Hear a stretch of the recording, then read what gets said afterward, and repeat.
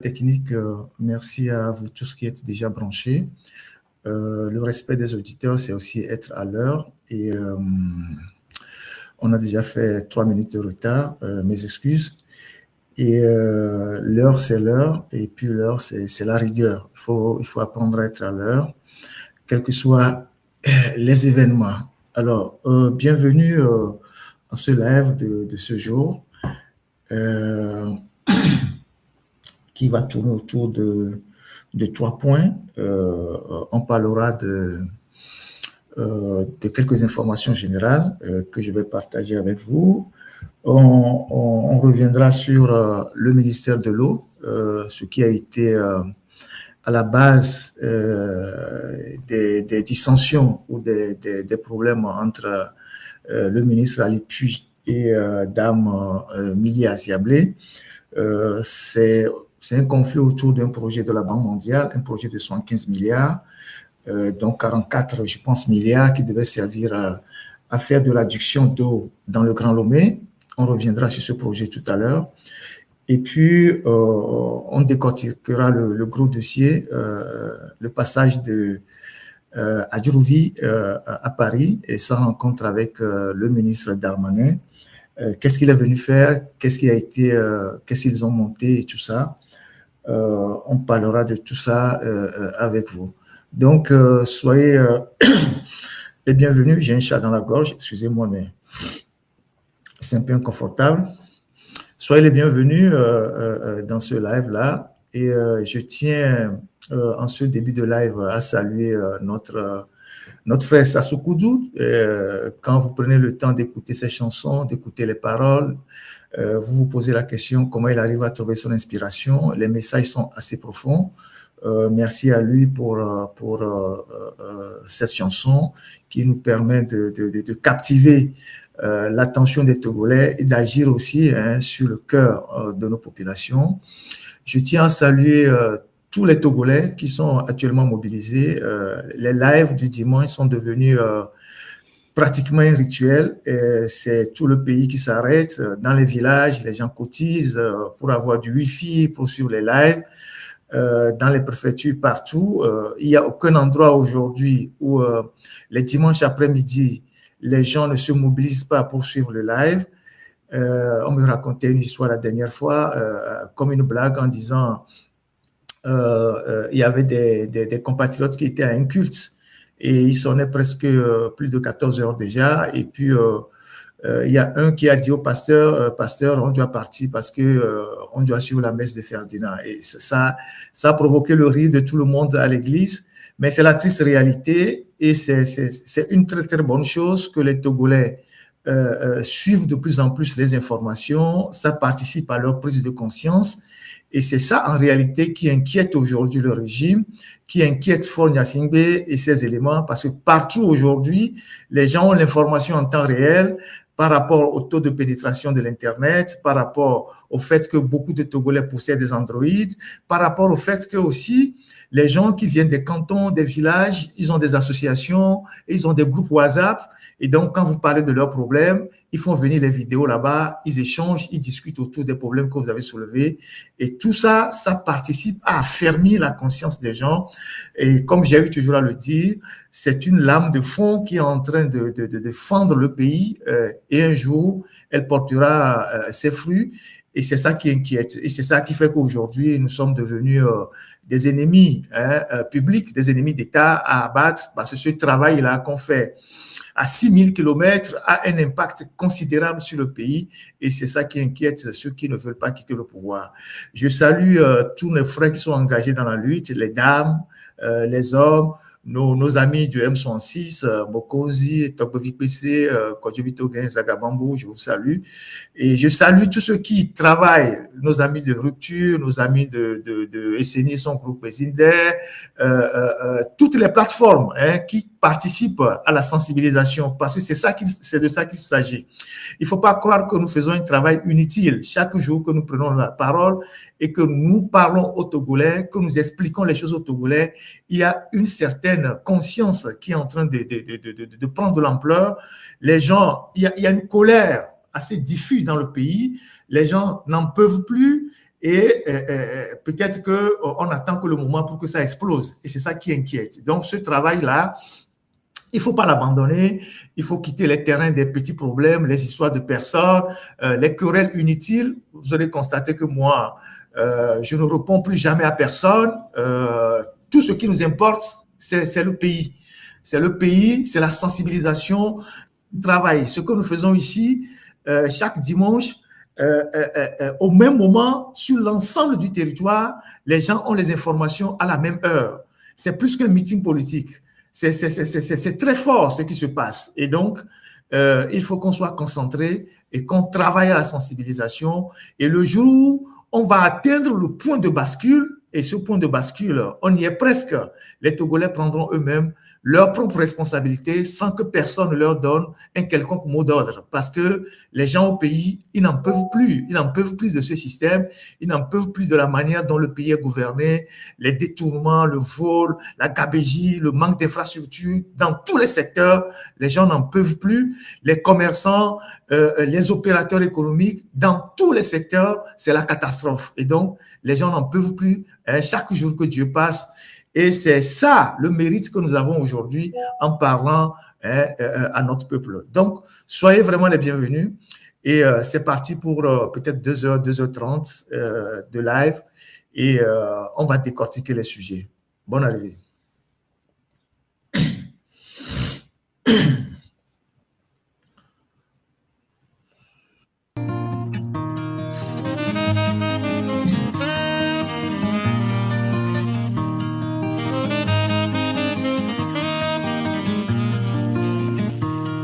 Écoutez, écoutez tous ces cris déchirants.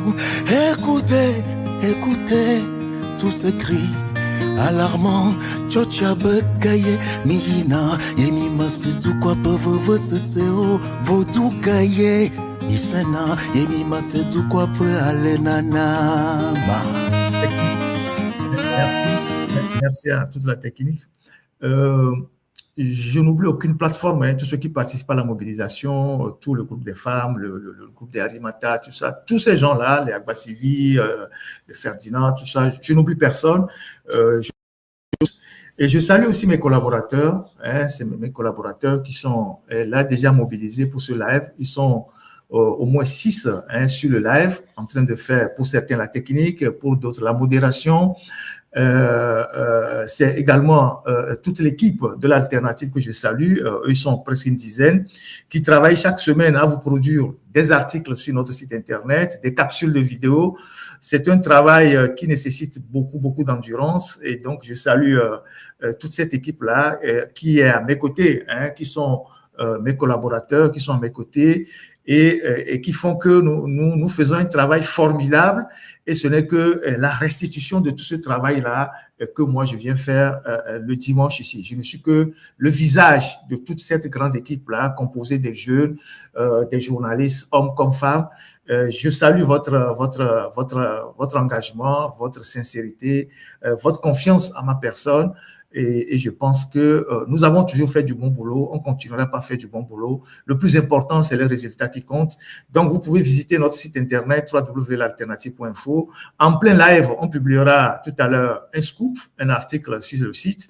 Donc, pendant que je parle, il faut surveiller le site. On va publier tout à l'heure un scoop sur le site. Merci infiniment. Alors, on va pas perdre assez de temps.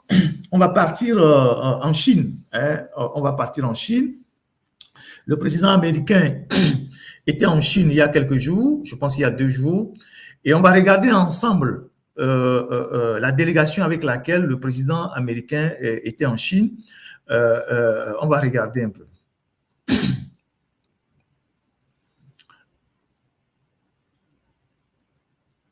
Alors,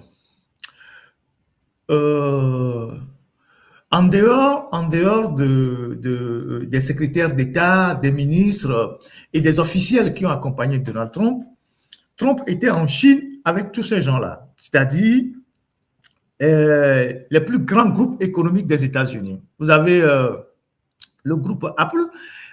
qui fait les téléphones, les ordinateurs, comme vous savez. Vous avez le groupe Black, je ne sais pas, je ne regarde pas bien. En tout cas, vous avez tous ces gens-là hein, qui sont les PDG de tous les grands groupes, hein, les multimilliardaires. Vous avez Elon Musk, vous avez tous ces gens-là hein, qui ont accompagné Donald Trump en Chine. Et pourtant, les États-Unis sont aujourd'hui pratiquement avec la Chine les deux premières puissances au monde, hein, économiquement parlant. Mais en allant en Chine, Donald Trump a compris qu'il faut aller chercher les contrats. Il faut aller chercher les contrats pour ces grands groupes-là. Il les a mis tous dans l'avion. Hein, ils sont allés tous avec lui. Et pendant qu'il était avec les dirigeants chinois, il parlait politique, il parlait géopolitique, mais il parlait aussi en même temps affaires. Pour que, en retournant aux États-Unis, tous ces hommes d'affaires puissent revenir aux États-Unis avec des gros contrats pour les sociétés. S'il y a des gros contrats, c'est beaucoup de travail, c'est aussi de l'argent pour les États-Unis. Et pourtant, je ne dirais pas aujourd'hui que les États-Unis ne manquent de rien, mais c'est un pays qui est au sommet de son économie, de sa gloire, de son développement, mais en même temps, il continue d'aller chercher hein, des partenariats hein, pour les hommes d'affaires. Et ça rejoint ce que j'avais dit ici il y a quelques jours par rapport au voyage de M. Faure Gnassingbé au Kirghizistan en disant que je n'ai vu aucun homme d'affaires togolais accompagner M. Faure Gnassingbé dans ce pays.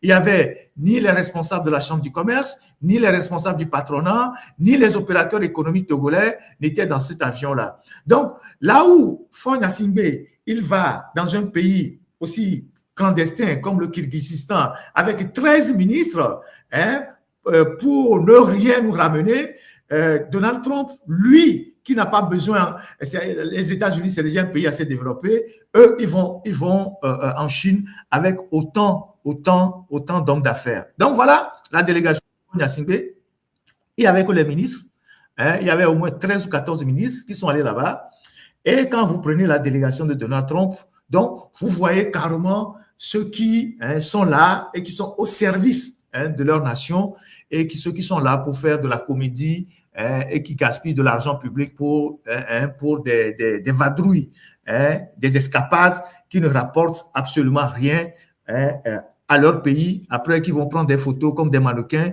et qui reviennent dans leur pays. Donc voilà la triste réalité.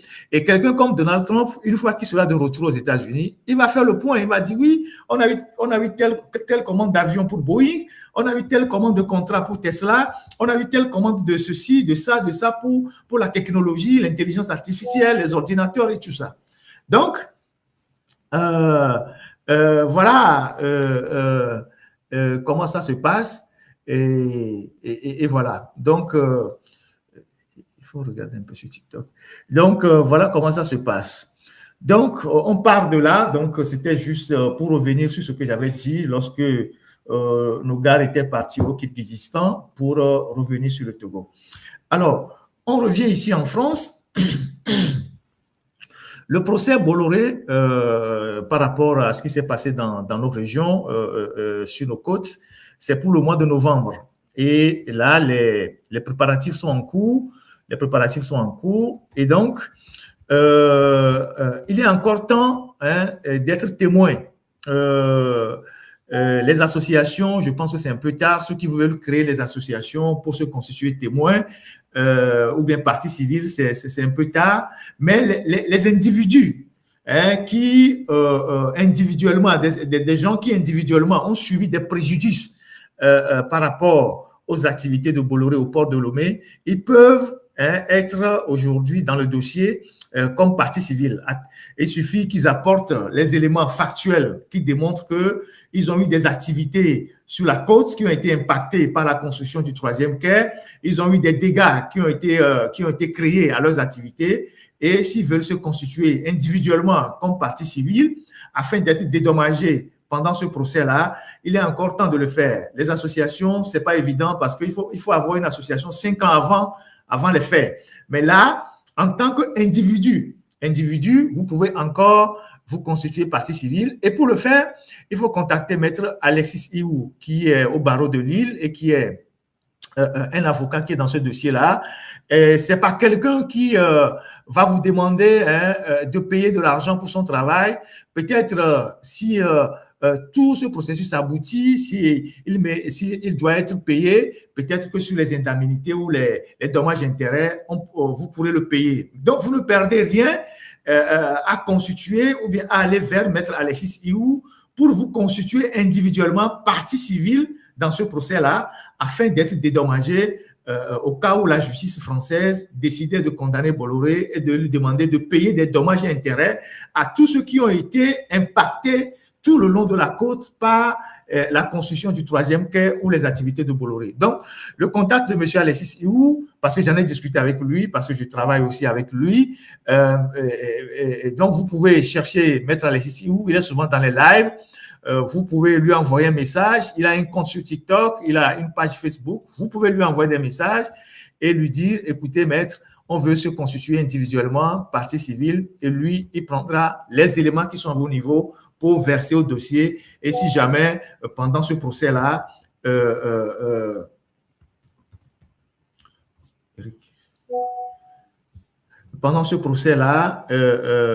voilà, il se passe que vous avez raison, là, bon, les choses vont se régler. Donc, c'est juste pour mettre Iou.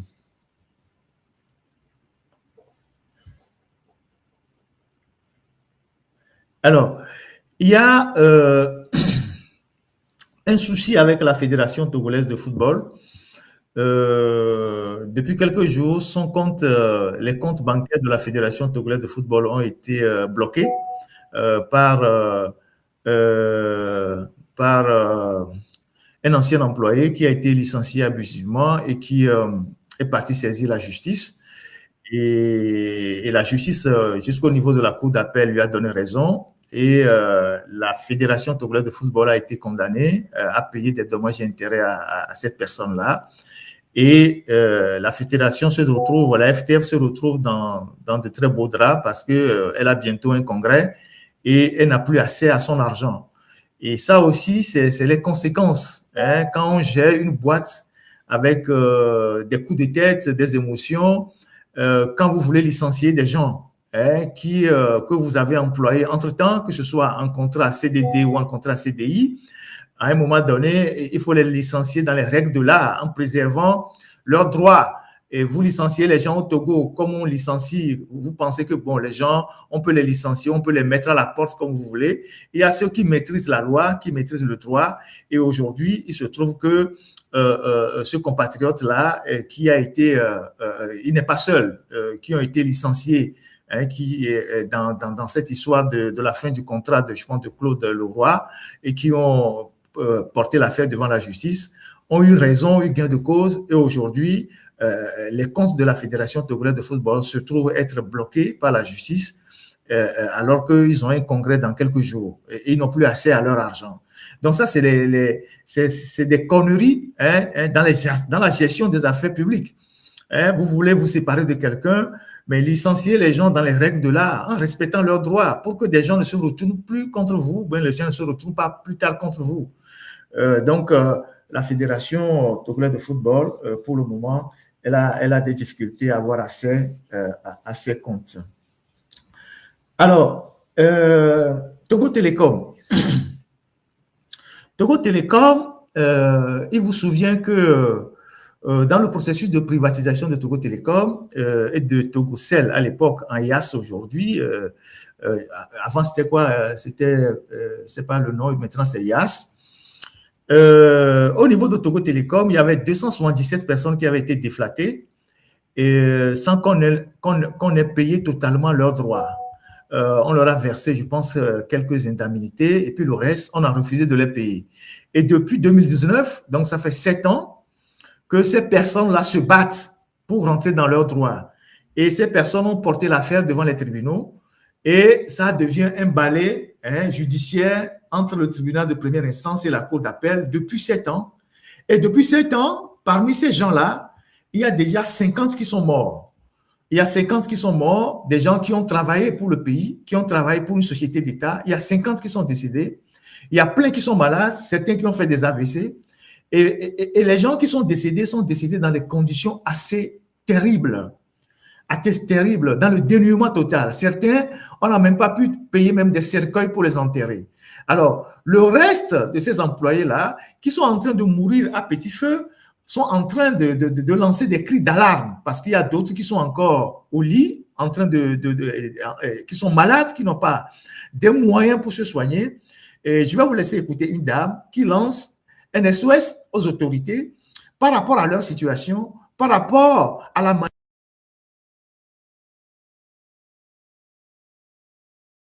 dont jamais travaillé pour ce pays. Écoutez cette dame. Allô, bonjour les administrateurs. S'il vous plaît, aidez-nous, s'il vous plaît, aidez-nous, s'il vous plaît, aidez-nous. Ça fait de cela 3 mois. Je suis gravement malade. J'ai déployé tous mes sorts. Je n'ai plus rien. Il faut les toucher pour nous, s'il vous plaît. L'argent là nous appartient. On ne peut pas rester comme ça. Ça nous appartient. Ils n'ont qu'à nous donner. S'ils ne peuvent pas nous donner le grand là, le petit de prime là, ils n'ont qu'à nous donner. Je n'ai plus rien. Je n'ai plus rien. Là où je suis maintenant, je ne sais pas comment vous expliquer. Il faut les toucher. Sinon, c'est urgent. Nous allons tous mourir avant de débloquer l'argent là pour lui donner. S'il vous plaît, il faut les toucher. Il faut les toucher, s'il vous plaît. Nous sommes gravement malades. S'il vous plaît, il faut les toucher. Il faut les toucher pour nous, s'il vous plaît. Allô, mi de kukulo, mi kpere mianti. Tia, mi de ledo. Oti ton am la home. E gavi tuki kole am lo ke ken so ikonji. Bien le kangba la signo. Et si konan be ma da pa le kaji, mi kasio. Sinon, ça ne va pas. Si a mi be gae no so nami. Nous m'assos de ton ami au prima ya tetere nous débloquer. Boy pour mi le kaka kugbe. Nous que mi doit chamulo nous kata chaka mi wero de lo mi de kukulo. Mi be mi de kuko nyere kata nya mi wero de kuku yesia mi kpere ontinyi. Est-ce qu'on peut rejouer la même audio une deuxième fois, s'il vous plaît, technique? Allô, bonjour les administrateurs. S'il vous plaît, aidez-nous, s'il vous plaît, aidez-nous. Ça fait de cela 3 mois. Je suis gravement malade. J'ai déployé tous mes sorts. Je n'ai plus rien. Il faut les toucher pour nous, s'il vous plaît. L'argent là nous appartient. On ne peut pas rester comme ça. Ça nous appartient. Ils n'ont qu'à nous donner. S'ils ne peuvent pas nous donner le grand là, le petit de prime là, ils n'ont qu'à nous donner. Je n'ai plus rien. Là où je suis maintenant, je ne sais pas comment vous expliquer. Il faut les toucher. Sinon, c'est urgent. Nous allons tous mourir avant de débloquer l'argent là pour lui donner. S'il vous plaît, il faut les toucher. S'il vous plaît. Nous sommes gravement malades. S'il vous plaît, il faut les toucher. Il faut les toucher pour nous, s'il vous plaît. Allô, mi de kukulo, mi kpere mianti. Tia, mi de ledo. Oti ton am la home. E gavi tuki kole am lo ke ken so ikonji. Bien le kangba la signo. Et si konan be ma da pa le kaji mi kasio. Sinon, ça ne va pas. Si a mi be gae no so nami. Nous m'assos de ton ami au prima ya tetere nous débloquer. Boy pour mi le kaka kugbe. Nous que mi doit chamulo nous kata chaka mi wero de lo mi de kukulo. Mi be mi de kuko nyere kata nya mi wero de kuku yesia mi kpere ontinyi. Et donc, voilà la triste réalité de ces compatriotes. Et quelle est la personne qui bloque leur dossier depuis 7 ans? C'est Sina Lawson. C'est Sina Lawson qui a pris des avocats et qui ne veut pas qu'on leur paye leurs droits depuis 7 ans. Et depuis 7 ans, de ces 277 personnes, il y a 50 qui sont déjà morts. Des gens qui ont travaillé à Togo Telecom. Et Sina Lawson qui est ministre depuis 12 ans ou 13 ans et qui a tous les avantages, mais qui refuse de débloquer les droits des gens qui ont été déflatés dans la privatisation de Togo Telecom en Togocom. Et ces gens-là, ils sont 277, je vous dis. Il y a 50 qui sont déjà décédés. Donc, ils se retrouvent entre eux, ils vont s'enterrer les uns après les autres. À chaque fois qu'ils s'appellent, c'est pour aller enterrer un compatriote, c'est pour aller enterrer un de leurs camarades.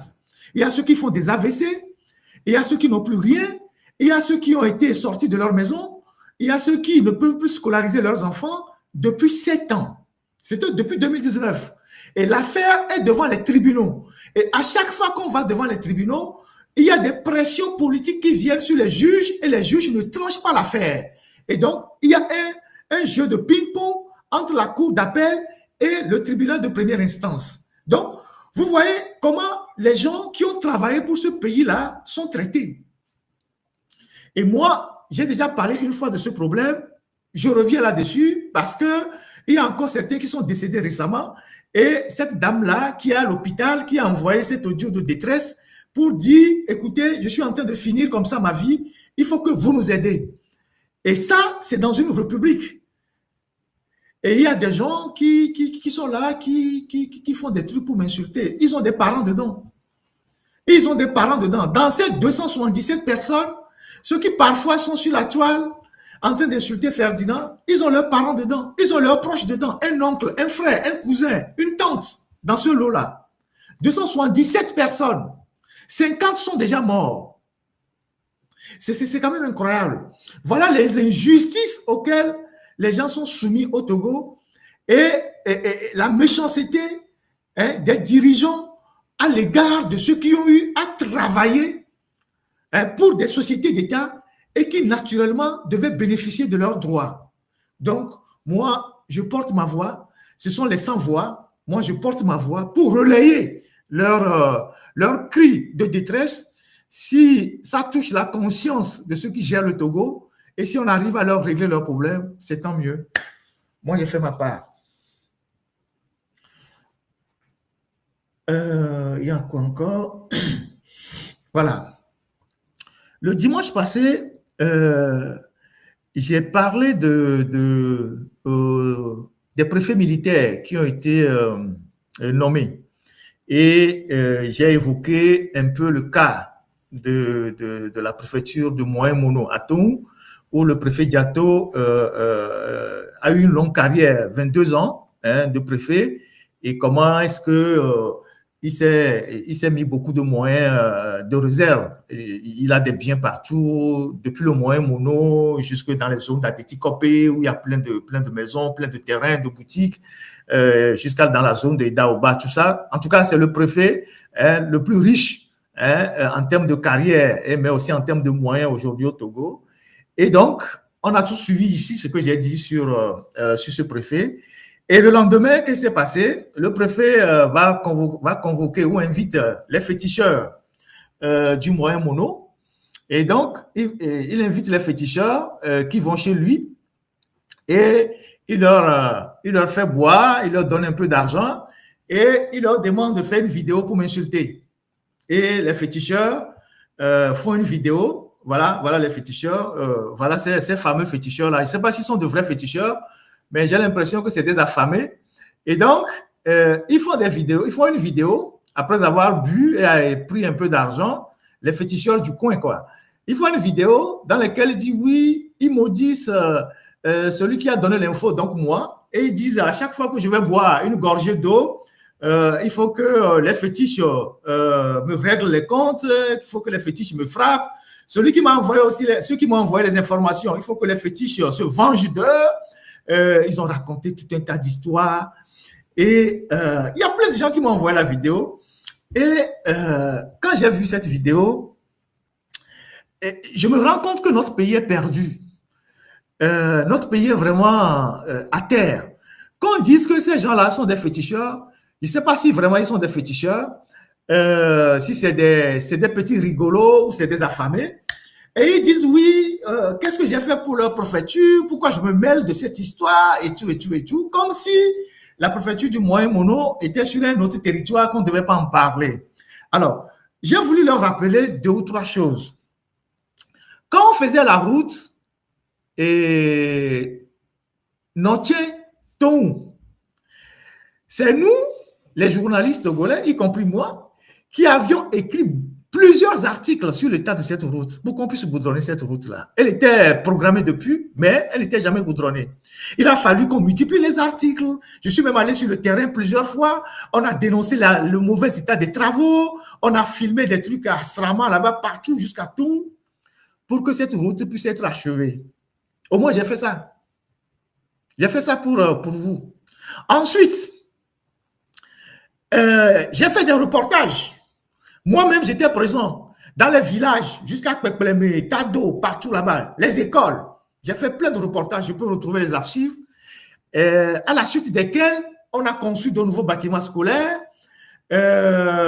J'ai dénoncé des trucs vers Saligbe. Je connais toute la zone et tout ça, où ça a entraîné la construction des ponts et tout ça. Il y a eu un pont qui était en train de s'affaisser et ils ont bloqué ça par des troncs d'arbres, pas loin de la maison de Semondi. J'ai publié la vidéo plusieurs fois ici. Les images, ça a permis aux autorités d'aller arranger ce pont-là pour vous. Il y avait un titan qui était en panne, qui avait brûlé, on a oublié la carcasse dans le virage avant d'atteindre le pont, sur la route de Tongou là-bas. Et ce titan-là créait tellement des accidents, cette carcasse créait tellement des accidents. Tout le temps, il y avait des accidents, les gens mouraient là-bas. J'ai envoyé filmer ce titan-là. J'ai dénoncé les faits. On a amené une grue depuis Lomé pour dégager ce titan-là pour que vous puissiez circuler tranquillement. Ensuite, quand Simco faisait du désordre sur la route là-bas, la route Tongou-Tado jusqu'à Kpekpleme, et dégradait la route avec ses camions, tout ça, j'ai relayé ça abondamment. J'ai filmé le marché de Tado qui est en très mauvais état. On ne pourrait pas imaginer que c'est le marché de Tado. J'ai beaucoup parlé de Tado. J'ai filmé le marché de Tongou. Et donc, tout ça pour qu'on puisse améliorer plus ou moins votre cadre de vie. Mais quand je faisais ça, vos fétiches étaient où? Il y avait Vaudou, Koé, Mile Blombe, Mile Yobe, Mile Yobe Vaudou, Orentine, Nemdia Moussintochan, Nemdia Oleke Koutobe Vaudou. Il y avait Vaudou au Fio que les gars. Vaudou, les Kengbaoué préfèrent. Et nous fous pendant 22 ans. Les Tchakami, les Fimi, les Finou, on l'a gardé, les fous. Il y avait Vaudou, on pas préféré Dakakobe, les fous. Il y avait Vaudou, les fous, Kengbaoué, les mous, les fous. Vaudou, on te globina de Dirapon, et il y avait bon, les Kengbaoué Dirapon. Il y avait Vaudou, les fous, Kengbaoué, Souklou, Hogba, et il y avait les photos, les fous, Kengbaoué, tout Souklou, les fous. Il y avait Vaudou, que les fous, Gamero. Il y avait Vaudou, que les Kengbaoué, et Hunkegba. Moi dit les fous les titans ya mo en accident kuna les fous Vaudou on va les mojo et va va dégager moi les moitié les fous. Vous voyez comment vous ridiculisez vos fétiches. Ça dit la corruption au Togo, c'est pas possible. Il y a Kemile au moi mais qu'elle a pas bibé bien mini bokono à dodo et kakala va bien bibé bien odoré qui va venir vous solliciter vous. Des escrocs comme ça. Heureusement que leur propre vidéo a suscité un tollé chez leur cadre et ils ont refait une autre vidéo pour s'excuser. Leur propre vidéo a suscité un tollé de leur propre cadre et ils ont refait une autre vidéo, c'est la deuxième vidéo maintenant, pour s'excuser, pour dire que oui, tout ce qu'ils ont dit, c'était sous le coup de l'émotion, ils s'excusent et tout ça. Donc, mais nous, quand les journées, mais donc, il faut pas trop vidéo, vous allez des coucou, il n'y a que bon sang, on ne sait que il n'y a qu'un bon couteau, beaucoup non, il y a beaucoup non, il y a que millions. C'est des farfelus, des corrompus. Ils préfèrent Dessora, vivre non, c'est quoi. Ils sont partis raconter des conneries comme ça. Et nous, quand on avait beaucoup de Togo, des petits farfelus. Il y a beaucoup de mais ni huno le doigt, mais quand les hommes les doigts moi. Mais ni huno quand les tafumi les doigts, mais même Vaudou on télé on est pas dans mon les tafumi wa. Mais même Vaudou on nous sait. Vos fétiches là, ils sont tellement forts que des gens viennent exploiter vos richesses, ils ne vous donnent rien et vos fétiches ne réagissent pas. Ibanoso miabe fort jibenu ça va non. Bon kumena, yang to moi-même je suis né dans le Vaudou hein. Et toi Vaudou me dimle, que men trop dado kwenye. Donc Il peut m'y avoir dit que m'y avait connerie on que m'y en a y avait vaudou les king pour le film avec que sinon nous m'y avait vaudou on tel on dit que ouais vaudou ko bien là ben j'avais on noir vaudou là bien nous play iPhone né vaudou y avait iPhone les allô vaudou y avait vaudou ko na mo j'avais on noir là bien nous play mon na yo allô nous play iPhone na yo ben bébé vaudou china yo hona la coup jean puis fait vaudou bien iPhone 17 iPhone 14 alors on play mon na yo Vodouan y avait iPhone les. Donc, que Vodouan y avait iPhone les. Vodouan to maintenant y a no iPhone l'Afrique là. Yo vois là no iPhone. Et Vodouan là on job m'y appelé iPhone là. Il peut m'y avait pe vous système que m'y non na couton be yo ni bokono alors yo ni huno. C'est des conneries comme ça que vous faites. Vous pouvez mélanger ce que vous pouvez mélanger. Hein. Moi je suis pas dans ça. Yo vi fait mes amis be duna ou les Vodou pas mais. C'est mais mi linasi ku egbe o ku towe. No da jungoli da refudu gba mi be kene duna. C'est bien. Il y a agwe fudu pa me fudu pa ko pa poto la gwe avec bio c'est bien ni kemi on a le pa on me. Il y a be forti be no ko mi no no. Ni ko ku sur le bout et va les de sikakla on no mi no no mi. Pour raconter des conneries.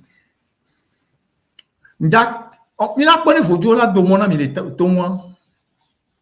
Ne préféré ya ça va te conneries au diable. Mi la pone fudu mi avait fudu on l'a arrêté préféré avec dérive. Mais c'est bien. Il m'a dit.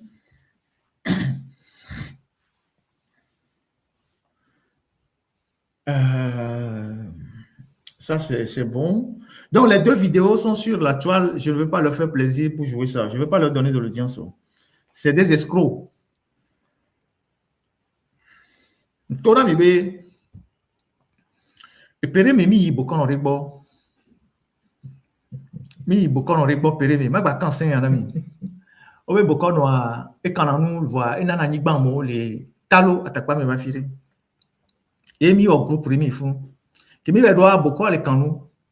Amona iro egbo la mi et nous a tigare gomme donc à zikbe les couteaux on était assis là-bas et les canons qui me solo me va les canons là ouais donc à les amis nani les beaucoup à grombe obé ne webe nous couteau ne sono so dare ne couteau ne uno kora nyigba ne interpréter na me a ame blanco nous ya kebe les blancs ils sont les couver les villages et nous ya et togbe wọn ebe ne sibe nu kaka edu asan ne yewu agbo ne kuto boko aba bon OK boko no aba bon OK e gba gbonbu ame gba bo be nu ya ewe mdidi o e gba gbonbu ame abe no be ewe o be onu anu mdidi o re boko na pe bidi be ne bo le fun kamato be e ya nyan keke gbe ba igbo le fi wa yo mi le gbo do me ke mi jo po mi anu pa mi ton koko tout le monde peut faire ça il faut connaître la psychologie des gens. C'est ce que certains pasteurs font. Avant de venir te trouver, qu'on appelle ça, des défis à couteau, ils tournent autour de toi, ils savent qui tu es, ils savent ce que tu as fait, tout ça. Et puis tu arrives, ils te disent, que voilà, ton oncle, ta tante, et tout ça. Si tu n'abordes pas ces problèmes avec beaucoup de raison, en étant au-dessus de ces choses-là, ils vont t'emballer. On connaît ça. Et nous, les caras, les fous, passe et nous en campagne d'évangélisation et de guérison avec pour l'amour so yi et ahoreme odo akalo na mo o nous na mo be amoba fo ngebe nous odo gbera kwa be afola jokuto we et à l'époque je crois que c'est Yar qui était ministre de la sécurité infiltré quand on va au cinéma on avait Carole on va au cinéma ya mo le po va nous dit be no be et parfois renseignement c'était des gens qui étaient préparés on leur a donné des cannes et tout ça ils ont mis des plâtres et tout ça on leur a ramassé oui. Parce que c'est un monde qu'on ne contrôle pas nous on connaît ce monde c'est comment les gens font donc arrêtez vos conneries bon courage à vous dans le moyen mono là-bas et nous comme on a nous tonton va dire mais on ne parle plus de vos problèmes c'est ça. Enfin, ça s'est passé.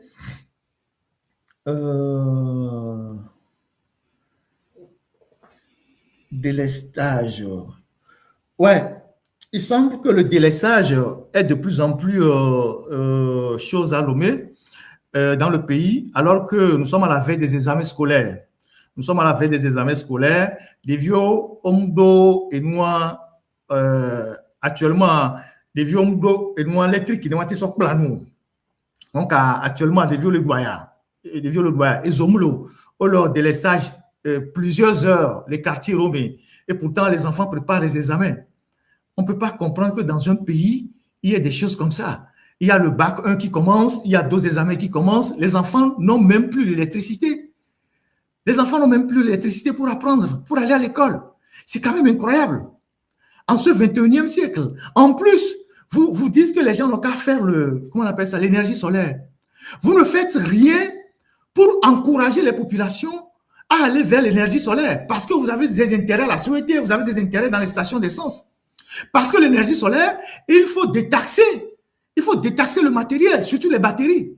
Parce que l'énergie solaire, si vous voulez encourager l'implantation des plaques solaires dans le pays, ce qui revient très, très, très cher, c'est les batteries. Tous ceux qui sont dans l'énergie solaire aujourd'hui au Togo, ils disent que le secteur n'évolue pas au Togo parce que le coût du matériel est très élevé avec les taxes. Donc, un pays qui veut faire la promotion de l'énergie solaire, il revoit à la baisse les taxes sur les batteries, les intrants, tout ça, pour que les spécialistes puissent au moins avoir une alternative au courant conventionnel.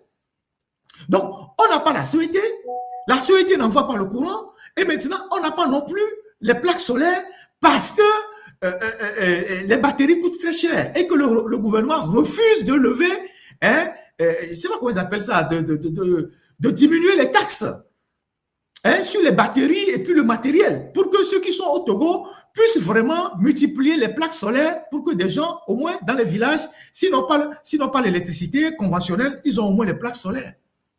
Ça s'appelle avoir une vision pour un pays. Mais comme ils ont des intérêts à la sûreté dans les centrales énergétiques, comme c'est eux qui sont derrière ces financements, et comme ils ont des intérêts dans les stations d'essence, parce que les centrales, certaines centrales tournent au gasoil. Et c'est eux qui importent les gasoils à travers leur société écran. Donc, ils ne veulent pas qu'il y ait plus de décentralisation individuelle de l'énergie solaire. Donc, ils ne veulent pas réduire les taxes sur le matériel de l'énergie solaire. Ce n'est pas normal. Et donc, parlant de tous ces élèves-là qui sont à la maison et qui n'ont pas accès à l'électricité pour pouvoir préparer leurs examens, on va jeter un coup d'œil, on va faire un petit clin d'œil aussi à l'éducation. Nous sommes pratiquement vers la fin de l'année et il y a des établissements scolaires qui sont encore en souffrance. Le lycée du 2 février, j'ai vu hier, on dit que le ministre de l'Éducation nationale, M. Mama Oumourou, est en tournée sur le terrain et puis c'est beaucoup de blablabla, on brasse du vent. Alors que vous avez depuis le lycée d'Agbalepédo qui est là-bas, qu'on a de la peine à reconstruire parce qu'il y a des problèmes de personnes. Tantôt on dit oui, que le bâtiment n'était pas très affecté, on ne devait pas le démolir. Tantôt on dit non, il faut le démolir. Il y a des problèmes de personnes, de l'argent que tout le monde veut prendre à gauche et à droite. Et donc, le lycée est là-bas en souffrance, l'un des plus grands lycées du Togo, qui est là-bas en souffrance. Le lycée de Tokouin est aussi en délabrement. Totalement en délabrement. Donc, il y a un inventaire même à faire des établissements existants. Est-ce que ces établissements sont entretenus? Est-ce qu'il y a du matériel? Est-ce qu'il y a de la maintenance de ces matériels-là? Rien du tout. Vous avez là tous comment appelle-t-on, les grands lycées scientifiques ou techniques qu'on a construits sans équipement, qui sont là, sans enseignants, sans effectifs, qui sont là, sans matériel, sans maintenance, rien du tout, qui sont là, totalement à l'abandon. Et le ministre se promène pour dire qu'il veut encore construire d'autres lycées scientifiques. Alors que les lycées qui sont déjà construits et qui sont là, il faut les réhabiliter, il faut les faire, il faut les rendre opérationnels, il faut former les enseignants, il faut, comment je dirais, il faut veiller à ce que ces lycées scientifiques soient dotés de matériel, mais rien de tout ça n'a été fait. Et maintenant, vous vous promenez pour dire aux gens que vous voulez créer d'autres nouveaux lycées scientifiques. Mais si vous créez d'autres nouveaux lycées scientifiques, les anciens que vous n'arrivez pas à faire fonctionner, où il n'y a pas de personnel, il n'y a pas de matériel. Donc, pour vous, c'est de construire des lycées sans les faire fonctionner. Est-ce que c'est ça la vision que vous avez pour l'éducation? Comment voulez-vous que le pays avance quand vous faites des choses avec autant d'amateurisme? Mais il faut arriver d'abord à faire fonctionner les anciens grands lycées techniques qui sont là et qui sont sans équipement, qui sont sans effectifs, qui n'ont pas d'enseignants, des collèges et des lycées scientifiques qui ne fonctionnent pas normalement, les enfants qui sont là à faire le bac D, le bac C, qui n'ont même pas de cadre pour se former. Et vous continuez par brasser du vent à vous promener à l'intérieur du pays pour dire oui, on veut créer de nouveaux collèges scientifiques. Comment vous allez les faire fonctionner? Sans enseignants. Dans les écoles de formation, comment on appelle là, les écoles normales supérieures, c'est ça, où on forme les gens. C'est pas déficit d'enseignants, déficit de matériel, déficit d'équipement. Les lycées ne fonctionnent pas. Et vous brassez du vent à vouloir en construire d'autres. Mais réussissez à reconstruire le lycée d'Agbalpedo d'abord. Faites fonctionner les anciens lycées scientifiques qui sont là. Faites l'inventaire, le bilan, les équipements, les enseignants. Ce pays, c'est une navigation à vue hein, dans tous les domaines. C'est une navigation à vue dans tous les domaines. C'est quand même incroyable. Enfin. Il y a encore quoi? Nous sommes toujours dans la rubrique des informations. Hein. Alors, il y a un projet de loi qui va désormais régenter la création des associations. Il y avait il y avait une ancienne loi basée sur la loi 1901. Maintenant, il y a un projet de loi, je ne sais pas s'ils l'ont déjà adopté ou ils sont en train de l'adopter. Voilà, le projet de loi relatif à la liberté d'association au Togo, adopté par le gouvernement. Voilà. Et donc, ce nouveau projet de loi qui est dans le circuit et qui sera certainement adopté dans les prochains jours par l'Assemblée nationale, je ne sais pas si c'est déjà fait, a un seul objectif. C'est d'empêcher les associations que le gouvernement juge pas favorables à leurs actions, que ce soit des ONG ou des associations des droits de l'homme. Ils ont déjà recadré les ONG, mais ils veulent maintenant caporaliser les associations. Et donc, vous avez au Togo des associations, par exemple, qui sont dans le domaine de la bonne gouvernance, des droits de l'homme, qui sont là depuis des années, qui ont 15 ans d'existence, 16 ans d'existence, 17 ans d'existence, auxquels le gouvernement refuse de donner des récépissés. Mais quand il s'agit des associations pro-unir, la même semaine, vous créez l'association, vous allez déposer les dossiers, on vous donne un récépissé. Les autres, on refuse de leur donner les récépissés, on ne leur donne que des numéros d'enregistrement. Et donc, avec cette nouvelle loi, un matin, à Ouaté, le gouvernement va dire, toutes les associations qui n'ont pas de récépissé ne peuvent plus fonctionner. Et c'est comme ça qu'il va éliminer les associations qui jugent pas favorables à leurs actions, notamment les associations qui sont dans le domaine des droits de l'homme, qui font des rapports, qui interpellent parfois la communauté internationale sur les dérives, notamment sur les questions des droits de l'homme. Donc, ce projet de loi est dans le tuyau. Je ne sais pas si c'est déjà adopté au niveau de l'Assemblée nationale. Il faut le prendre, le lire. Ils n'ont rien dit de spécifique dedans qui peut pousser à croire qu'ils veulent mettre fin aux associations qui ne leur sont pas favorables, mais de façon assez discrète et assez sibylline. C'est ce qu'ils veulent faire. Et c'est l'intention qui est cachée derrière. Et donc, on s'achemine encore vers plus de fermeture de l'espace public pour empêcher les gens d'exercer leurs activités. Alors, pour finir avec la rubrique des informations, c'est le moment où je vais vous donner le scoop. On va aller à l'OTR. On va aller à l'OTR. Un instant. Alors, M. Tchodier, il était avec Fonia Simbe. Fonia Simbe l'a envoyé dans une mission il n'y a pas longtemps, quelques jours. Et c'est au retour de cette mission qu'il bombe le torse. Et il nous dit ouais, que lui, il est là, et il a la force, il a ceci. Et il dit qu'il est le plus compétent au Togo et que Fort ne peut pas se passer de ses services. Voilà quelqu'un qui a été pris dans la nasse d'un grand scandale. Au lieu que la justice cherche à l'écouter, Fort Nyasingbe, d'ailleurs, que tu as dit servir le protège et continue de l'utiliser, de l'envoyer discrètement dans l'émission. Et comme lui-même, il est bavard, il sort pour bomber le torse pour dire oui, rien ne m'arrivera, le chef de l'État, ou comment ils appellent, le PC vient de m'envoyer encore une mission, je viens de rentrer, je lui ai fait un rapport, il est content, et machin. En tout cas, on verra bien avec le temps. Mais ce n'est pas de ça que je vais vous parler. Le dossier de l'OTR, de ces deux dames-là, on peut avoir leurs photos, a évolué depuis la semaine dernière. Donc, Dame Donkor Biléo, ancienne directrice des renseignements au niveau de l'OTR, et Madame Clouvy Dédégan Chimène Foligan, la receveuse, inspectrice des douanes, receveur auprès de Madame Donkor. Alors, ces deux dames, je vous avais dit qu'il y avait une ouverture d'enquête, une instruction au niveau du doyen des juges. Ces deux dames ont été inculpées la semaine dernière par le doyen des juges Poutouli. Les charges, elles ont été inculpées par le doyen des juges. Elles ont été convoquées par voie d'huissier individuellement. Elles se sont rendues dans le bureau du doyen des juges. Madame Donkor était assistée du cabinet maître Katakiti Afo Gado, un de ses avocats qui s'appelle maître Djourma. Donc, elle était assistée par ce cabinet d'avocats et elle est passée devant le doyen des juges qui lui a notifié les charges et son inculpation.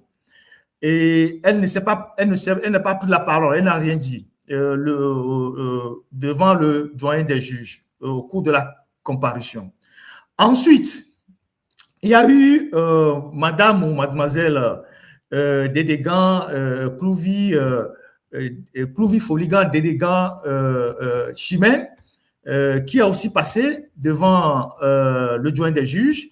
Elle autre n'avait pas d'avocat, elle n'était pas assistée par un avocat, elle a comparu seule, et elle autre, elle a parlé à la question de savoir où est-ce qu'elle a trouvé les fonds. Elle a dit au doyen des juges que les fonds qu'elle a déposés à l'assurance proviennent de 3 sources. La première source, qu'elle a un petit ami aux États-Unis qui lui a envoyé 30 millions dans le cadre d'un chantier un chantier qu'elle doit faire. Donc, elle avait ces 30 millions qui sont venus des États-Unis. Ensuite, qu'elle a vendu un immeuble dans le quartier de Diranawe. Et troisièmement, elle a ajouté aussi des intéressements que certains clients lui faisaient quand elle était en poste au port autonome de Lomé. Donc, c'est les 3 canaux de provenance de l'argent qu'elle a cités devant le doyen des juges. Et à ce stade-là, ce n'est pas encore une audition au fond. Et donc, c'est ce qu'elle a eu à dire. Et donc, le doyen des juges les a inculpés assorti des conditions drastiques suivantes. Confiscation de leur passeport avec interdiction de sortie du territoire, obligation pour les 2 dames de se présenter chaque début du mois dans le bureau du doyen des juges pour émarger une fiche de présence, gel de leurs avoirs dans toutes les banques et les assurances, et puis voilà, une dernière condition, interdiction, non, pas une interdiction. Si elles veulent se rendre à l'intérieur du pays, si elles veulent sortir de Lomé, il faut qu'elles obtiennent l'autorisation du juge avant de sortir de Lomé. C'est-à-dire, si elles veulent se rendre à l'intérieur du pays, il faut qu'elles obtiennent une autorisation préalable du juge avant de sortir de la ville de Lomé. Bon, je ne sais pas quelle est la limite aujourd'hui de la ville de Lomé et je ne sais pas dans quel quartier elles habitent, mais on leur a dit, pour sortir de la ville de Lomé, il faut obtenir une autorisation. Je répète, les conditions drastiques qui leur ont été imposées sont les suivantes. Confiscation de leur passeport avec interdiction de sortie du territoire. Ensuite, gel de leurs avoirs dans toutes les institutions financières à titre conservatoire. Elles ont l'obligation de se présenter chaque début du mois au bureau du doyen des juges pour émarger une fiche de présence et pour aller à l'intérieur du pays elles doivent obtenir au préalable une autorisation du doyen des juges avant d'aller à l'intérieur du pays. Alors, les charges qui sont retenues contre elles, c'est l'enrichissement illicite et le blanchiment de capitaux. Donc, ce sont les deux charges qui sont pour le moment retenues contre ces deux dames-là. Et elles ont comparu libres, elles sont retournées chez elles libres. Et les enquêtes continuent. Et certainement, la prochaine fois que le doyen des juges va les écouter, ça va être une audition au fond du dossier. Alors, qu'est-ce qu'on peut en déduire? Je sais que ces dames-là, elles ont dissimulé beaucoup d'argent aussi sur les comptes de leurs parents. Je vous donne par exemple le cas de mademoiselle Dédégan, Clouville Dédégan. Elle a mis de l'argent sur les comptes de plusieurs de ses parents, de ses sœurs, et elle utilisait même de l'argent pour faire des mariages arrangés à ses sœurs pour pouvoir partir aux États-Unis, et elle payait parfois par mariage 25 000 $, 30 000 $. Et elle a une de ses sœurs qui est déjà aux États-Unis, avec laquelle ils ont fait ce mariage arrangé. Le monsieur descend à Lomé, c'est des Américains, et ils font le mariage dans une mairie. Ça permet à la dame, à sa sœur, d'obtenir un visa pour pouvoir partir aux États-Unis. Une est déjà aux États-Unis, elle a déjà la green card, ça a été payé à 30 000 $. Une deuxième, un mariage a été fait, elle s'apprêtait à prendre les visas quand Donald Trump a arrêté les visas pour le moment, donc elle traîne à Lomé. Et sur les comptes de cette dame-là, ils ont beaucoup d'argent. Et donc, quand elle va dire devant le juge que c'est son ami aux États-Unis, son mari ou son copain qui lui a envoyé 30 millions pour faire un chantier, et elle-même, elle a vendu une maison, et après, il y a les cadeaux que les gens lui donnent dans le cadre de son travail, c'est avec tout ça qu'elle est partie faire l'assurance vie. Je ne sais pas si elle prend le juge d'instruction pour un con, parce que si le juge d'instruction est arrivé à les inculper, c'est qu'il a déjà tous les éléments en sa possession pour pouvoir les inculper. Et la semaine prochaine ou dans les jours prochains, c'est M. Labari qui va passer aussi devant le doyen des juges d'instruction. Et donc, c'est un dossier qui suit son cours. Et tous ceux qui ont raconté leur vie en disant « Ah oui, que c'était des histoires et tout ça », maintenant, vous pouvez aller chez le doyen des juges, son bureau est au tribunal, pour lui poser la question de savoir sur la base de quel élément probant qu'il inculpe les deux dames. Parce que si on vous inculpe pour blanchiment d'argent et enrichissement illicite, c'est des charges très lourdes. Si le doyen des juges, après avoir ouvert son instruction, en arrive à cette conclusion-là, c'est que c'est des charges très, très, très lourdes. Et c'est certainement qu'il en a découvert plus que nous-mêmes. Donc, voilà ce que le scoop que j'ai voulu vous donner sur le cas de l'OTR. On va publier tout à l'heure un article pendant que je parle sur notre site internet www.l'alternative.info. Je pense que l'article est déjà en ligne. Merci Isidore. Et donc, vous pouvez lire l'article complet là-bas. Et voilà. Donc, voilà. Je reviendrai tout à l'heure sur cette affaire dans le dossier Adjourovi, le doyen des juges et tout ça. Donc, voilà pour cette première série d'informations, ce que je pourrais partager avec vous par rapport à l'OTR. Et donc, voilà. Et avant de tomber sur le projet de l'eau, avant d'aller sur le dossier d'Adjourovi, je voudrais, dans cette pause-ci, rendre hommage à un ami. Un ami qui n'est plus avec nous aujourd'hui et qui a été quelqu'un d'assez important pour moi. Aujourd'hui, nous sommes le 17. Demain, c'est le 18. Ça fait 3 ans que cet ami nous a quittés. Et cet ami, c'est Bertin Agba. Et je vous ai parlé longuement ici de cet homme d'affaires togolais qui a vécu la persécution du régime de Faure Gnassingbé jusqu'à la mort. Et demain, ça fera 3 ans qu'il nous a quittés. C'est un homme, un homme d'affaires, hors pair, qui était sollicité partout en Afrique pour apporter des hommes d'affaires pour beaucoup de chefs d'État. Il est allé partout. Il avait la confiance de plusieurs chefs d'État en Afrique de l'Ouest, jusqu'en Afrique centrale, en Afrique de l'Est, jusqu'en Afrique du Sud. Il faisait beaucoup de choses. Il faisait venir les hommes d'affaires dans les grands palais et il faisait venir beaucoup de moyens pour construire des cités, des hôpitaux dans certains pays. Mais nous, on n'en a pas vraiment profité. Ici, on le voit avec le président Nana Akufo-Addo. Et là, il est avec M. Biderman, qui est aussi décédé, qui est un grand homme d'affaires français, qui n'est pas assez connu comme les Bolloré ou comme les Bouygues, mais un très, très grand homme d'affaires français qu'on appelait Biderman. Je pense qu'il est mort de Covid. Et là, c'était pour de grands projets avec des Chinois au Ghana. Et on l'a vu avec Tshisekedi, on l'a vu avec Jacob Zuma, on l'a vu avec Adama Barrow, on l'a vu avec les présidents du Nigeria. Et je tiens aujourd'hui à lui rendre hommage, à lui témoigner, à témoigner à sa famille, ses enfants, ses cousins, ses frères, toute ma sympathie, et dire qu'on ne l'oublie pas. On ne l'oublie pas. Et c'est des gens qui auraient pu faire beaucoup pour le Togo si le Togo changeait demain, auraient pu amener beaucoup d'opérateurs économiques, des hommes d'affaires pour changer le visage de notre pays. Malheureusement, on l'a perdu dans des conditions assez floues jusqu'à ce jour. Il a vécu la persécution du régime Faure Gnassingbé jusqu'à la mort. Et je voulais vraiment lui dire merci parce qu'il y a 3 ans et quelques jours, je suis arrivé en France et au bout de 3 ans, on en parlait beaucoup, le cas Isidore, le cas Eric et tout ça.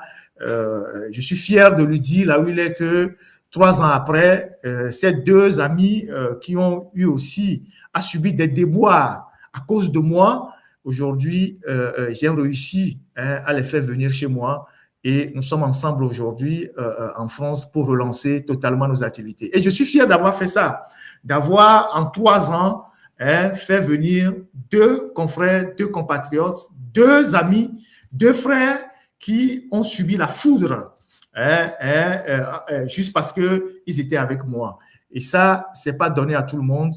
Et je pense que là où il est, puisqu'on en a parlé, là où il est, il peut se réjouir de ce que j'ai eu à faire. Et je tiens à lui dire merci, à saluer sa mémoire et à saluer toute sa famille. Merci beaucoup pour la technique.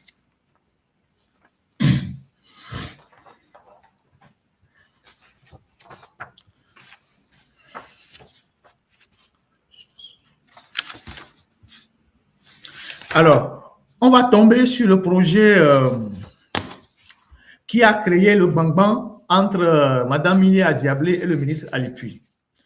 Alors, la dernière fois, je vous ai dit que il y a une dame qui est partie ramasser les meubles d'un ministre dans son bureau, laissant le ministre sans table, ni chaise et tout ça. Alors, c'est quoi le problème? Parce que ça ne pouvait pas se passer s'il n'y avait pas un problème. Pardon. C'est quoi le problème?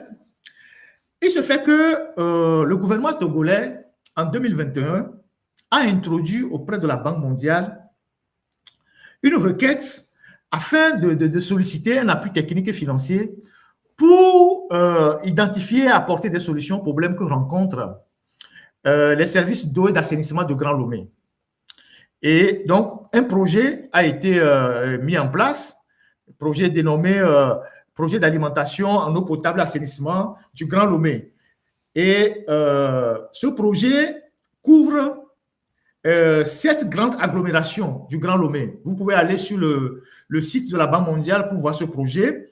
Et ce projet devait s'étaler, devait être implémenté à Detikopé, à Toglekope, à Corée, Zanguera, Devego, Apesito et Kakaveli. C'était pour régler les problèmes d'eau que rencontrent ces quartiers périphériques de la ville de Lomé. Et ce projet a été chiffré à 75 milliards. 75 milliards. L'enveloppe globale même, c'est 115 milliards de francs CFA, donc 45 milliards pour l'eau, pour l'assainissement, et pour l'eau, pour l'adduction d'eau. Et donc, lorsque le ministre Yark est venu au niveau du ministère de l'eau, il a pris contact avec la Banque mondiale pour ajouter à ces 2 projets-là une doléance, notamment 2 forages qu'il faut faire, 2 forages profonds qu'il faut faire pour faire fonctionner le château d'eau de Baie et le château d'eau du campus de Lomé, campus Nord. Donc, le ministre Yark a sollicité que, en plus des 7 agglomérations qui ont été déjà retenues, il faut faire 2 grands forages pour alimenter les châteaux d'eau qui sont vides. Il y a beaucoup de châteaux d'eau à Lomé, vous les voyez, c'est des châteaux d'eau qui sont vides. Il faut faire des forages profonds pour mettre l'eau dans les châteaux. Donc, il y a qu'à demander qu'on puisse ajouter ce truc-là. Et donc, il y a eu, comment l'appelle-t-on, les fonds ont été débloqués. Et non, il y a une convention qui a été signée. Si vous voyez sur le truc, vous allez voir la date de la convention.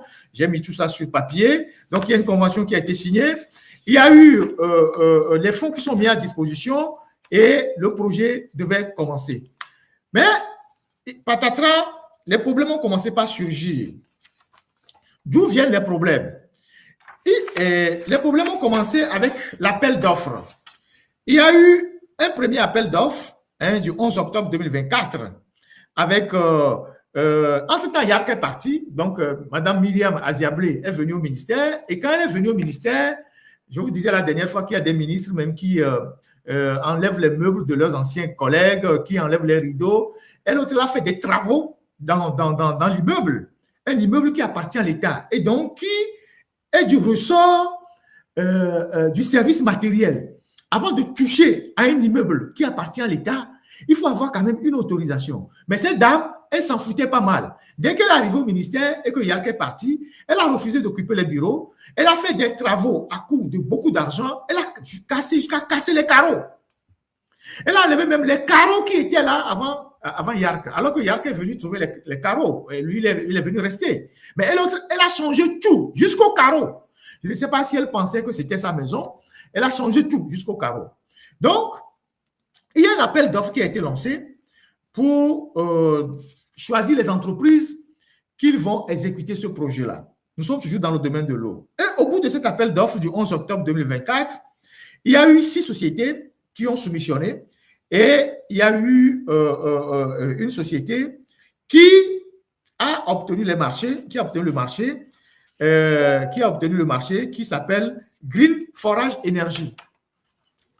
Et donc, comme cette société a obtenu le marché, Green Forage Energy, Madame Myriam Aziablé, qui voulait que le marché aille à une autre société, a estimé que elle n'était pas d'accord. Elle n'était pas d'accord et elle a fait bloquer l'appel d'offres. Donc, elle a fait bloquer l'appel d'offres. Ils ont trouvé des arguments et tout pour rejeter les résultats de l'appel d'offres parce que la société qu'elle voulait qu'elle voulait promouvoir, qu'elle voulait pouvoir passer, obtenu le marché, cette société n'est pas passée. Elle était plus disante. Et il y a une autre société moins disante.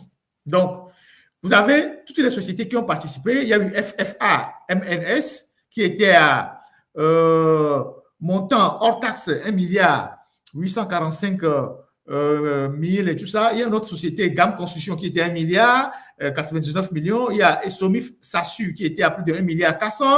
Il y a Pagipro Hyper Group qui était à 1,3 milliard. Il y a Green Forage Energy qui était à 1,4 milliard. Il y a Saddam Construction qui était à 1,345 milliard. Donc, elle a refusé. Donc, l'appel d'offres a été annulé parce qu'elle n'était pas d'accord, parce qu'elle voulait que l'appel d'offres aille à un de ses amis. Il y a eu un deuxième appel d'offres. Donc, la première société qui a gagné le marché, elle n'a plus participé, elle s'est fâchée, elle n'a plus participé. Il y a eu un deuxième appel d'offres.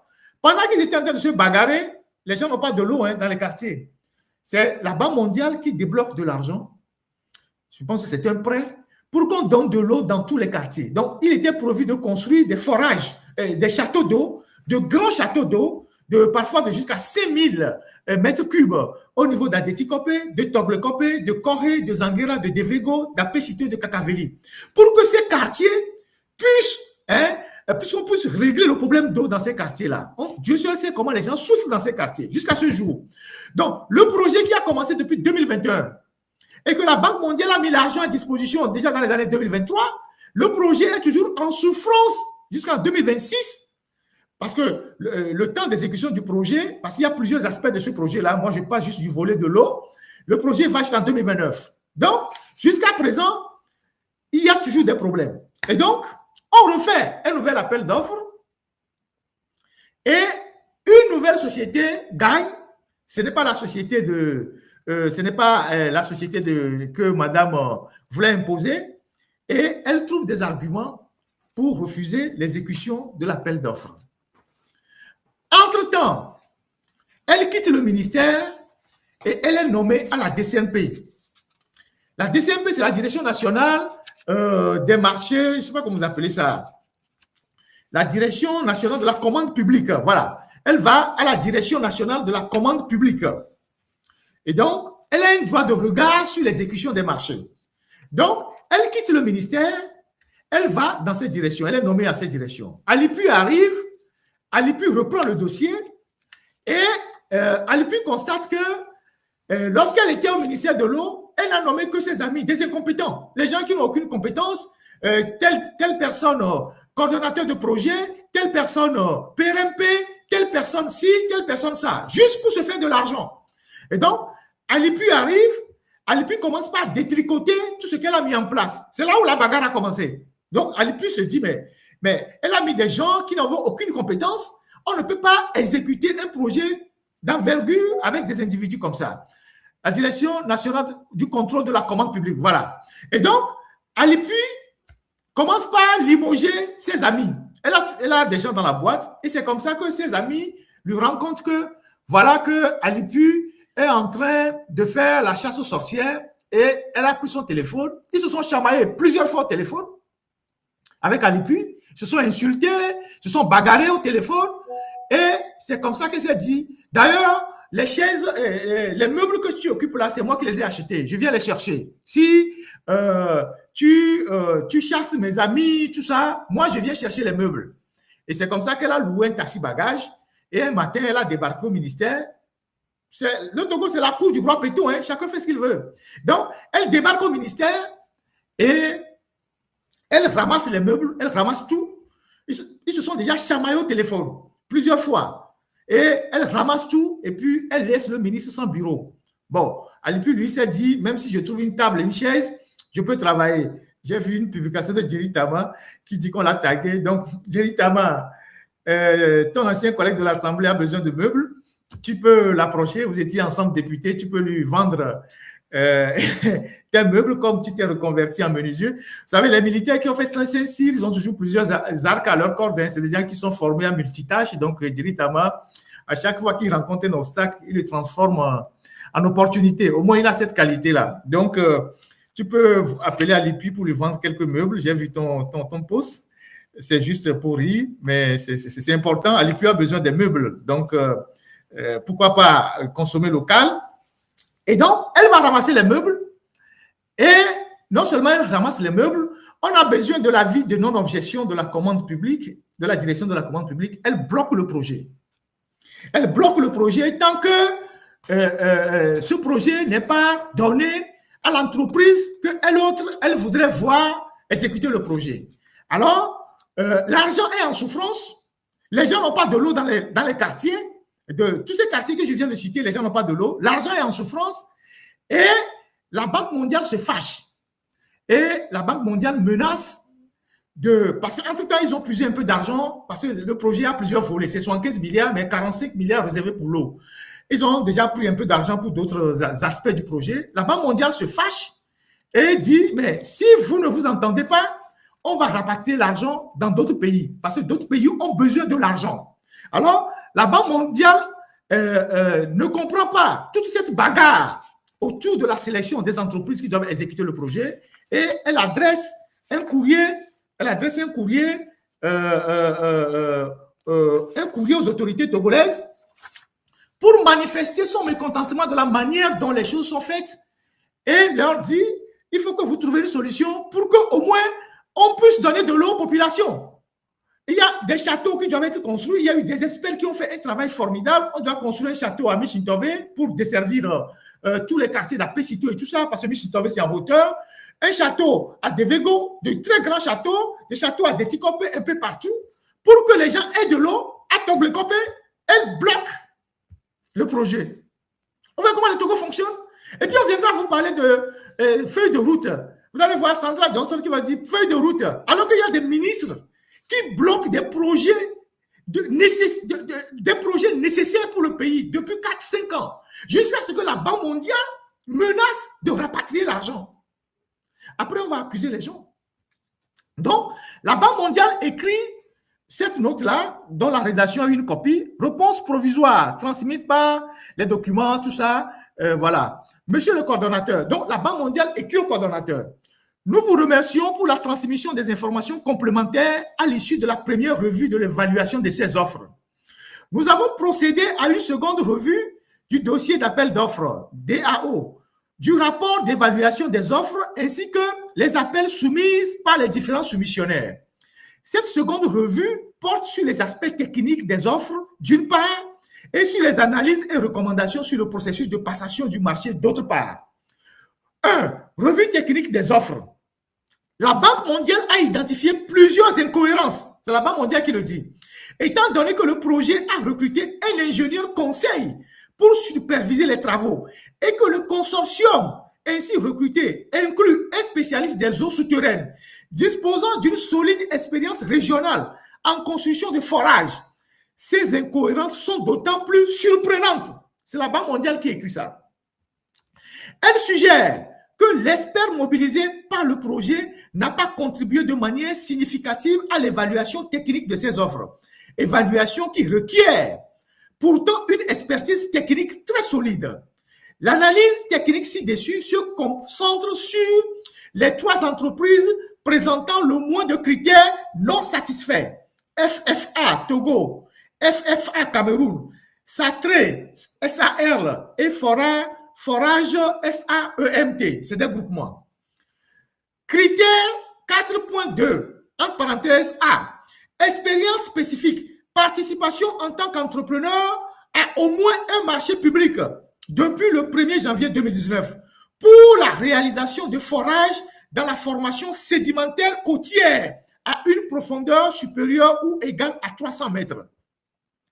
FFA, donc, elle définit la spécificité de toutes les entreprises. Donc, elle présente toutes les entreprises, ça c'est la Banque mondiale, c'est quand même un peu long, je vais en arriver à la conclusion. Elle présente toutes les entreprises, ça c'est la Banque mondiale qui fait tout ça, et elle ajoute, considération personnelle. Étant donné qu'il s'agit d'un marché de travaux, si le personnel proposé ne satisfait pas entièrement à tous les critères, le maître d'ouvrage peut notifier l'entrepreneur et demander le remplacement des membres du personnel. Les candidatures ne devraient pas être rejetées uniquement en raison du personnel proposé. De même qu'elles ne l'ont pas été uniquement parce que le camion citerne proposé ne correspond pas aux spécifications. Ces points peuvent être corrigés par des remplacements ou ajustements après attribution ou lors de la mise en conformité. Donc, elle passe tout ça en revue et elle conclut ceci. C'est un document que je peux mettre à votre disposition. Conclusion de la Banque mondiale. Alors, l'analyse et les recommandations de la Banque mondiale sur la passation des marchés. Je passe par là. À la suite des premiers commentaires, l'analyse et les recommandations de la Banque mondiale se présentent comme suit. 1. Le processus de passation des marchés avait déjà fait l'objet d'un précédent appel d'offres national qui s'est révélé infructueux. C'est ce que je vous ai dit tout à l'heure, que la ministre s'est opposée. Deuxième point, le présent appel d'offres, donc le deuxième, a aussi été lancé par appel d'offres national. Troisième point, une bonne approche aurait été de faire une analyse et un diagnostic approfondi des raisons de l'échec du précédent appel d'offres, ce qui aurait permis la révision d'une stratégie de passation des marchés qui prend en compte les leçons tirées de l'échec avec le respect des principes fondamentaux de passation des marchés, du règlement de passation des marchés applicable au projet. 4. Une analyse minutieuse des documents exploités et des recommandations laisse apparaître une inadéquation entre les exigences de qualification du présent appel d'offres et les réalités d'une étude. Et d'une analyse acceptable de marché de forage au Togo, tout en s'appuyant sur une approche restrictive qui ne respecte pas pleinement ce que fait les principes fondamentaux de passation de marché, notamment l'optimisation des ressources. Ainsi, l'évaluation des offres soumises à l'avis semble être trop fixée sur le respect strict des exigences de qualification. Donc, ça, ce sont les trucs de la Banque mondiale, et la Banque mondiale conclut. Elle conclut ceci. L'analyse technique et la revue du processus de passation de marché ont révélé des incohérences empêchant la validation du rapport d'évaluation à ce stade. Nous vous invitons donc à considérer nos remarques, à réévaluer l'ensemble des soumissionnaires en tenant compte de nos recommandations et à nous faire part de votre retour. Veuillez agréer, monsieur, l'expression de nos salutations distinguées. Madame Mariam Sou, c'est la Banque mondiale qui écrit aux autorités togolaises, particulièrement le coordonnateur du projet. Et donc, ce projet-là, qui doit permettre de donner de l'eau aux Togolais depuis 2021, disons depuis 2022, est en souffrance dans les quartiers à cause des humeurs d'une dame et de quelques réseaux à elle, parce qu'elle estime que l'entreprise qui doit obtenir le marché, pour qu'elle puisse avoir peut-être sa commission, on ne donne pas le marché à cette entreprise-là et elle bloque le marché. Pendant ce temps, les populations qui sont à Devego, à Toglekope, à Pesito, je ne sais où, Djagbele, tout ça n'ont pas de l'eau potable. Yato, et nous que les douanes est extrêmement grave. Mais les métaux galé yovogo, mais mi yaso ou forage, ne amoko mudo si le lomewa, wakpo sino anu. Yovo so gasonami. 75 milliards de francs CFA, les met à 45 milliards pour l'eau, forage et château d'eau. Et depuis 4 ans, milliers d'acons, nos entreprises qui là au marché a dit, va amo les simuler les communes, et simuler les villages au monde, et simuler les quartiers au monde. Et si ce projet était exécuté, ils vont réhabiliter le marché et le château du campus. Le château du campus va alimenter les quartiers comme Kégué, la Caisse et tout ça. Le château de Toukou Séminaire va être réalimenté parce que c'est un château où il n'y a pas de l'eau. On l'a en forage, on l'a encore si le château, mais les quartiers de Toukou Séminaire, Kakaï et nous, Solidarité, ils vont avoir de l'eau. Ils ont déjà alimenté le quartier de Baie parce qu'ils ont mis de l'eau, ils ont mis beaucoup d'eau dans le château de Baie. Donc, ils vont en Ganami. Même il va au forage, il est au château, il est à Nassi, il est en Viouanou. Mais il est d'accord, des commissions, kaka yovo le menacer mais là son garçon les nous vit bang bang bang bang yo solo et nous ministère de l'eau après solo direction de la commande publique. Voilà comment les Togolais gérés. À cause de conneries comme ça, les gens n'ont pas de l'eau dans les quartiers depuis 4 ans. Et l'argent est là. L'argent est là. Et la Banque mondiale menace de rapatrier l'argent pour d'autres pays. Et vous allez voir Sandra qui va venir nous parler de feuilles de route. Franchement, voilà ce que je voulais dire sur la question de l'eau. Et voilà. Bon, on va entamer le gros dossier. Une pause de quelques minutes. Et puis, on entame le gros dossier. Avant d'entamer le gros dossier, je pense à tous nos camarades prisonniers, hein, nos compatriotes qui sont prisonniers. Qui sont dans les liens de la détention, Jean-Paul Omoulou, Affectio, les 13 détenus qui ont commencé la grève de la faim, l'humoriste Tayo, Madame Nyakade qui est dans une condition assez difficile, enfermée, comme je l'ai toujours dit, quelque part, dans une pièce à toit tout, hein, il y a 3 portes en fer. Hein, avant de voir là où, avant d'avoir accès à elle dans la pièce où elle est enfermée. Elle n'a droit à rien, même pas à une Bible, même pas à un document. Elle n'a même pas droit à un bouilloire pour chauffer de l'eau et boire. Rien du tout. Elle n'a droit à rien du tout. Et ça, quelqu'un fait ça, hein, à l'égard de sa propre femme. Enfermée, hein, enfermée à double, triple clé. Elle n'est au courant de rien. Elle n'a pas d'informations. Même Mandela qui était en prison avait droit d'écouter les informations, avait droit d'avoir un papier pour écrire ses mémoires. Mais quelqu'un fait ça avec sa femme. Et vous trouvez des circonstances atténuantes à cette personne-là. Quelqu'un qui fait ça avec sa propre femme, si vous arrêtez, vous imaginez ce qu'il va faire avec vous. C'est la leçon qu'il faut tirer de tout ça. Ce n'est pas... Madame Nyakade, elle paie le martyr. Elle souffre le martyr. Elle a eu le courage d'exprimer ce qu'elle avait sur le cœur. Mais la manière dont elle est traitée par celui que l'on sait. Tous vous pouvez vous imaginer, si vous tombez dans les mains de cette personne-là, comment cette personne va vous traiter. C'est ça la leçon qu'il faut tirer de tout ça. Donc, On pense à tous ces gens-là et on espère que l'horizon va s'éclaircir pour eux. Alors, on va parler du dossier